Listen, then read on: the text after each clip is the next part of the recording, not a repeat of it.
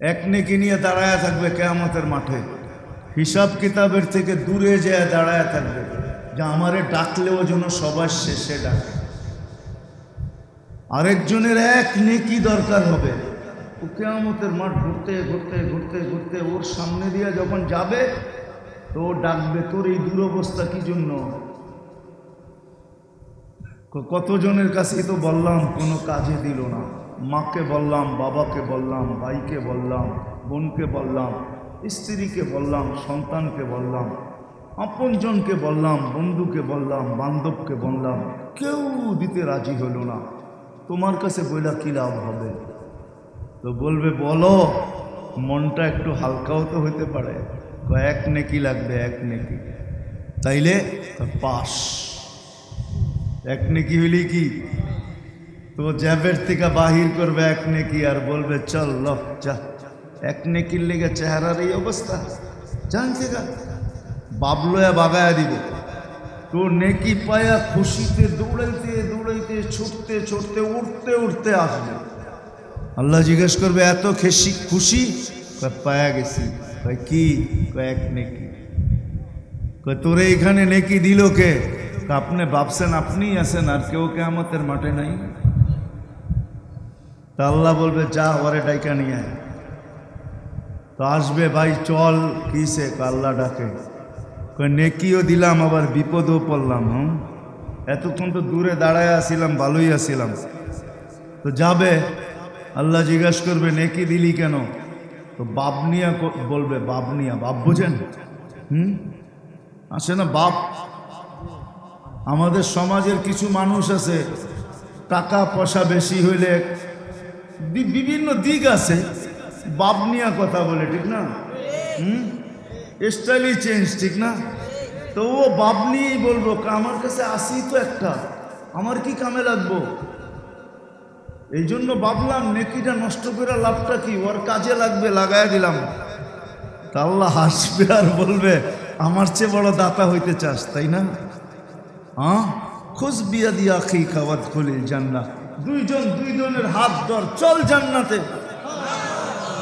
আপনি তো 30 নেকিকে অল্প দেখতেছেন, ঠিক না? এই উম্মত তো এক নেকি দিয়া পার হবে, এক নেকি দিয়া ইনশাআল্লাহ। কেননা এই উম্মতের পিছনে খুঁটি বড় মজবুত। খুঁটি চিনেন?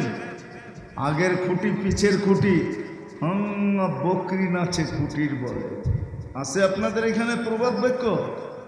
বকরি নাচে খুঁটির জুড়ে। কোন এলাকায় আছে বকরি কোদে খুঁটির জুড়ে। কুদা বোঝেন? খুঁট ধরে না, খুঁটির জুড়ে। আমাদের সামনেও খুঁটি, পিছু খুঁটি।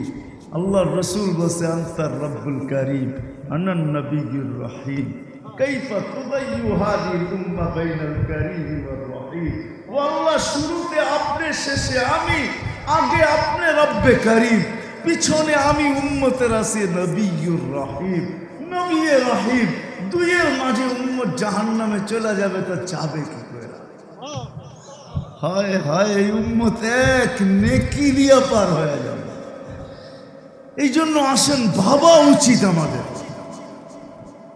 যে আল্লাহ এই ছোট জীবনটা আমাদেরকে কেন দিলেন? 60-70 বছর হায়াত মউত কেন দিলেন?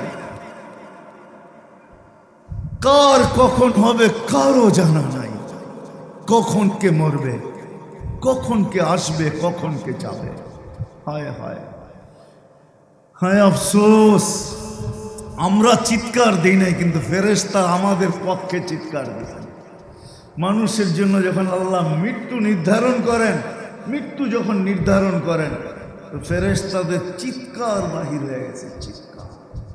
সব ফেরেশতা এক বাক্যে চিৎকার দিয়া বলছেন, চোখে পানি নিয়ে বলছেন, আল্লাহুম্মা লাম ইয়াইশ ফিদ দুনিয়া। আল্লাহ, মৃত্যু, মারা যাবে, মউত, তাইলে এদেরকে দুনিয়ায় পাঠায় লাভটা কি? এরা দুনিয়ায় মজা পাবে না। ওনা প্রথম বলছে মজা পাবে না, কেন পাঠাবেন তাইলে? হয় হয় ফেরেশতাদের চিৎকার বাহির হয়েছে, কিন্তু আমাদের মৃত্যুর ভাবনা তো দূরের কথা, মৃত্যু চোখে দেখেও চিৎকার বাহির হয় না। করুণায় দেখায় দিয়া গেল মৌত, ঠিক না? এখনো তো দুনিয়ার থেকে চলে যায় না, চলে গেছে নাকি? এখনো দেখবেন নো মার্কস নো সার্ভিস, ঠিক না? হ্যাঁ সত্য তো, হ্যাঁ এখনো আতঙ্ক যায় নাই। কিন্তু আমরা মৌত দেখো চিৎকার আসে না, ফেরেশতা শুনেই চিৎকার দিছেন, আল্লাহরা দুনিয়ায় বাস করতে পারবে না। কথার শেষ জায়গায় আমি চলে আসছি, ভাবা উচিত। এবার আপনাদের বিবেক দিয়া বলেন বাবা উচিত কি উচিত না? আল্লাহ আমাকে কেন দিলেন? কেন অস্তিত্ব দিলেন? হায়াত কেন দিলেন? মৌত কেন দিলেন? ও মেরে দোস্ত, লিয়াবলুয়াকুম আইয়ুকুম আহসানু আমালা। আল্লাহ দেখবে কে এই জীবনটাকে গড়ে আসছে, কে এই জীবনটাকে কাটায় আসছে। আল্লাহ দেখবে কে এই জীবনটাকে বানায় আসছে, কে এই জীবনটাকে বিনষ্ট করে আসছে। আল্লাহ দেখবেন কে এই জীবনটাকে কাজে লাগাইছেন, কে এই জীবনটাকে কাজে লাগান নাই। এতটুকুই আল্লাহ দেখবেন, আর কিচ্ছু দেখবেন না। এই জন্যই আল্লাহ আমাদেরকে হায়াত দিছেন, এই জন্যই আল্লাহ আমাদেরকে মৌত দিছেন, এই জন্যই আল্লাহ আমাদেরকে অস্তিত্ব দিছেন। দেখবেন এই দুইটাই দেখবেন। ও আম্মা মান সাকুলাত মাওয়াজিনুহু, এটাই দেখবেন কার পাল্লা ভারী হয়। এটাই দেখবেন ও আম্মা মান খাফফাত মাওয়াজিনুহু, কার পাল্লা হালকা হয়। এটাই দেখবেন ও আম্মা মান আসহাবাল ইয়ামিন, কে ডাইনপন্থী। এটাই দেখবেন কে বামপন্থী। এটাই আল্লাহ দেখবেন। হায় হায় আল্লাহ এটাই দেখবেন। অমতাজুল ইয়াউমা আইয়ুহাল মুজরিমুন, আল্লাহ এটাই দেখবেন কে নিজেকে অপরাধী বলে দাঁড় করায় আর কে নিজেকে অপরাধী না বলে দাঁড় করায়। এটাই দেখবেন। এই জন্যই হয় হয় মালিক ইবনে ইব্রাহিম ইবনে আদহাম, বলখের বাদশাহ, ইরাকের একটা এরিয়া। আগে ছোট ছোট বাদশাহী ছিল, যেরকম বিক্রমপুরের বাদশাহ রাজা বীর বিক্রম রাজা ছিল, যার নাম ছিল রাজা বীর বিক্রম। বিক্রমপুরের রাজাকে রাজা বীর বিক্রম বলা হতো। প্রত্যেকের রাজত্বের পরিধি ছোট ছোট ছিল। ইব্রাহিম ইবনে আদহাম বলখের বাদশাহ ছিল। বাদশাহী ছেড়া দিয়ে চলে গেছেন জঙ্গলে। হায় হায় সব কিছু তার জায়গায় পড়া আছে। ইব্রাহিম সিরা তালি দেওয়া জায়গা, গায়ে কাপড় পরা, সারাদিন হয়তো মরুতে ঘোরে, সারাদিন জঙ্গলে যায় ঘুমায়, অথবা জঙ্গলে সারাদিন ঘোরে, রাত্রে মরুতে এসা ঘুমায়। পুরা বসরাবাসী, বলখবাসী, যেটার ভিতরে বিরাট কয়েকটা এলাকা ছিল ইরাকের, আইসা জিজ্ঞাসা করছে, ইব্রাহিম পাগলামিরও তো একটা সীমা আছে, পাগলামিরও তো একটা সীমা আছে। ইব্রাহিম রাত্র জঙ্গলে কাটাও, দিন মরুতে কাটাও, দিন রাত্র মরুতে কাটাও, দিন জঙ্গলে কাটাও, ছিঁড়া কাপড় পরা সারাদিন ঘুরতে থাকো। ইব্রাহিম এই পাগলামি ধরলো তো ধরলো কেন? তো ইব্রাহিম বলে 4 প্রশ্ন, বেশি না। কয় প্রশ্ন? 4 প্রশ্ন আমাকে পাগল বানায় ফেলছে। বলছে 4 প্রশ্ন কি? যেদিন মার পেটের ভিতরে রু আসছে ওই দিন লেখা হয়েছে সাকিয়ুম আম সাঈদ, নেককার না বদকার, ফালা আদরি মাযা কুতিব, আমি জানি না আমার কি লেখা হয়েছে।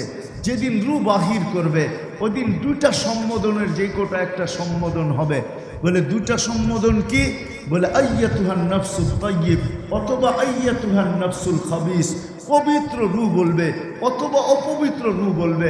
ফালা আদরি মাযা ইউখাতিব, আমি জানি না আমাকে কি বলে সম্বোধন করা হবে। বলে তৃতীয়, বলে কবরে যাওয়ার পরে হয় কেউ প্রশ্ন উত্তরের জবাব দিতে পারবে আর কেউ পারবে না। বোবা মানুষ যেরকম হা হা করতে থাকে, ও হা হা লা আদরি বলতে থাকবে।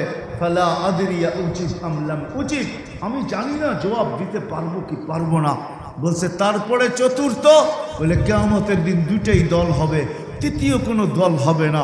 ফারিকুন ফিল জান্নাতি ওয়া ফারিকুন ফিস সাঈদ, একদল জান্নাতে যাবে, একদল জাহান্নামে যাবে। বলে ফালা আদরি মিন আইয়িল ফারিকাইন, আমি জানি না আমি কোন দলের অন্তর্ভুক্ত হব।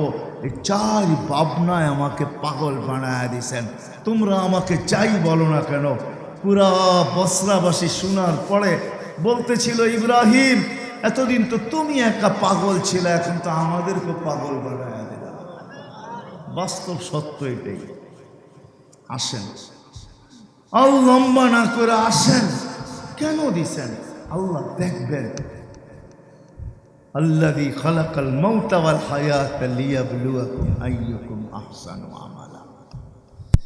কে জীবনটা গড়া গেল, কে জীবনটা কাটায় গেল, কোন যুবক জীবন গড়া গেল, কোন যুবক জীবন গড়া গেল, যার জন্য আল্লাহ আগের থেকে ঘোষণা দিতেছেন, শাফুন নাশা ফি ইবাদাতিল্লাহ ইয়াদিল্লুহুমুল্লাহু তাহতা যিল্লি ইয়াওমা লা যিল্লা ইল্লা যিল্লু।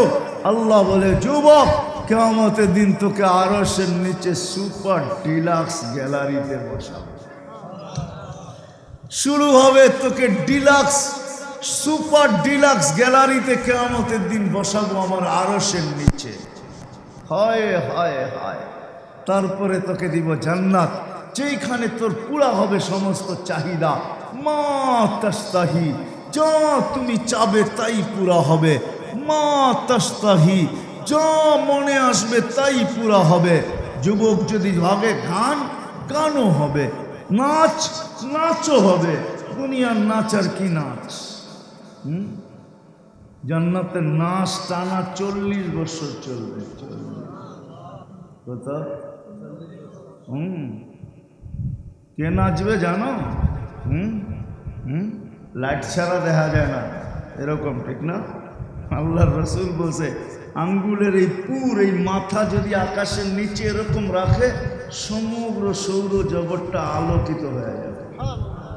আঙ্গুলের পুরে যদি আলো থাকে, দেহটায় কতটুকু আলো। লাউ কাশাফা সাকাইহি লাগাবা দাউ শামস, খালি পাওটা খুলে দিলে সূর্য চিরদিনের জন্য আলো হারায়া যাবে। যদি পায়ে এত আলো থাকে, পুরো শরীরটা কত আলো। লাউ বাজাগা সাবাতি আবহুর লাসারা আজবা, 7 সমুদ্রের ভিতরে থুতু দিলে সমগ্র সমুদ্রের পানিগুলা মধুর মতো মিঠা হয়ে যাবে। ওই থুতুটাই যদি তোমার মুখে লাগে, কেমন লাগবে? একটু ভাবো না। না এতটুকু ভাবতে পারে না যুবকরা, ঠিক না? কি করো?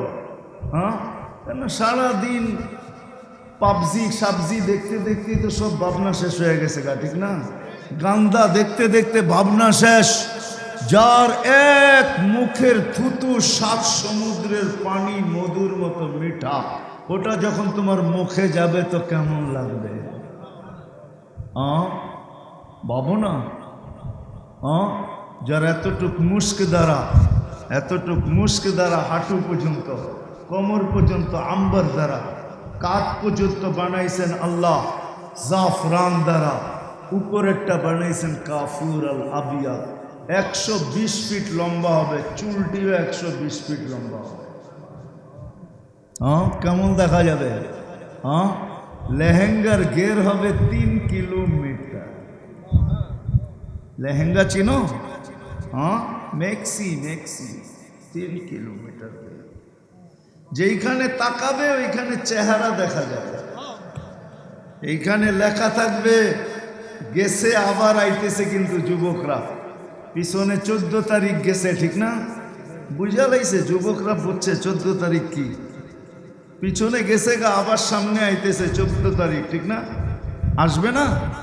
কি কো না? আসবে না? আসবেই তো, ঠিক না?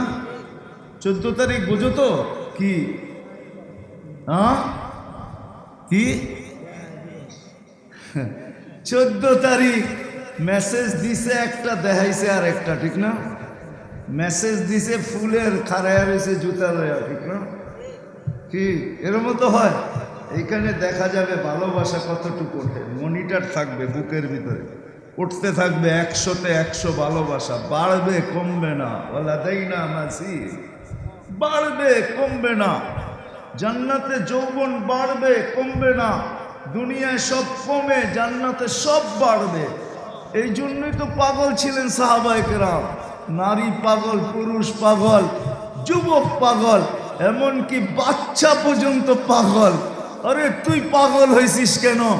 সবার জান্নাত দরকার, আমার কি দরকার না? এই জন্য আমি পাগল। বলে প্রমাণ, এই জন্য তো পায়ের উপরে বড় করে লম্বা হইতেছে। ওর জান্নাত দরকার। আল্লাহ রসুলের চোখকে ফাঁকি দিয়া বড় দেখাইতেছে। আল্লাহ রসুলের চোখে ফাঁকি দিবে তো দিবে কে?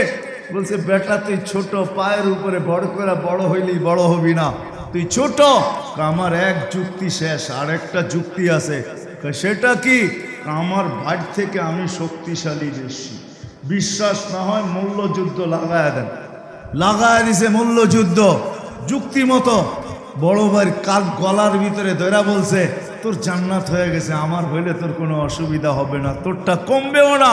আমি তোকে ধরবো আর তুই পড়া যাবি, তোকে তো আশ্রাইতে পারবো না, আমি খালি ধরবো আর তুই নিজেরে নিজে আশ্রাবি। সব পাগল, শিক্ষিত পাগল। নাইলে আবু বকর 13 দোকানটা কেন বেচল? 13টা দোকান কেন বিসর্জন দিল? সালার চট কেন করল? গড়ে আল্লাহ রসুলকে কেন লাগলো? সব পাগল। কেন? জান্নাত চোখের সামনে ছিল। কেন? নবীজি দেখা আইসা বলছে, দেখা আইসা শুইনা না। সব নবীরা জান্নাত শুইনা শোনাইছেন, আমাদের নবীজি জান্নাত চোখে দেখা আইসা আমাদেরকে দেখাইছেন। আমাদেরকে শুনান নাই, দেখাইছেন। না দেখান নাই, আমাদেরকে দেখাইছেন। নইলে নামাজের ভিতরে আগে যায় পিছে যায় কেন? হুজুরদেরকে জিজ্ঞেস করেন। বলছে এরকম করলেন কেন? জান্নাত দেখতেছিলাম, আঙ্গুরের থোকা দেখতে দেখতে মনে চাইছিল একটা নিয়ে আসি। যদি নিয়ে আসতে পারতাম তাহলে কিয়ামত পর্যন্ত খায়া শেষ করতে পারতে না।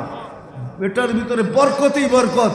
কিন্তু যখনই হাত উঠাইছি আল্লাহ না করছেন, নিয়েন না, আসতে দেন, আপনার উম্মতের জন্য তৈরি করে রাখছি, আসতে দেন।